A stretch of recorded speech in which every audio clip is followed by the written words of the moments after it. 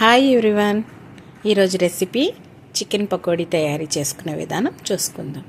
ఫస్ట్గా నేను ఒక బౌల్లో 1/2 kg చికెన్ తీసుకున్నానండి. తర్వాత దాంట్లో ఒక స్పూను నిమ్మరసం, తర్వాత 1.5 స్పూన్ సాల్టు, 2 స్పూన్లు కారం, 1 స్పూను చికెన్ మసాలా, 1 స్పూను జీలకర్ర పొడి, 1 స్పూను ధనియాల పొడి, 1 స్పూను గరం మసాలా. ఇప్పుడు బాగా కలిపేసుకొని ఒక గుడ్డు నేను తీసుకున్నానండి ఇక్కడ, దాన్ని కూడా వేసేసుకొని బాగా కలిపేసుకోవాలి. అల్లం వెల్లుల్లి పేస్ట్ కూడా వేసేసుకొని కలిపేసుకున్నాను. బియ్యం పిండి 1 స్పూన్ వేసుకున్నాను.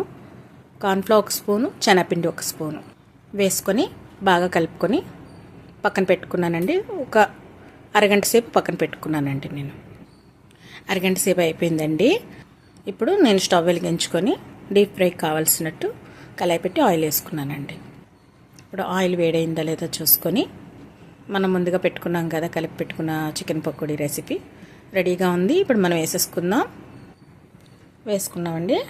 తర్వాత మనం ఒకసారి తిరగవేయించి కొద్దిగా లో ఫ్లేమ్లో పెట్టి, చికెన్ కొంచెం బాగా ఉడకాలి కదండి, కాబట్టి లో ఫ్లేమ్లో కొంచెం పెట్టుకొని బాగా వేగిపోయాక మనం ఒక సర్వింగ్ ప్లేట్లో తీసుకుంటే బాగుంటుంది. చూడండి ఒకసారి. ఇప్పుడు చూడండి ఎంత బాగా క్రంచీగా చికెన్ పకోడీ రెడీ అయిపోయింది. చూడండి, టేస్ట్ కూడా అంతే బాగుంటుంది. రెడీ అయిపోయినట్టేనండి. మీకు ఈ వీడియో నచ్చినట్టయితే లైక్, షేర్, సబ్స్క్రైబ్ చేయండి. Thank you.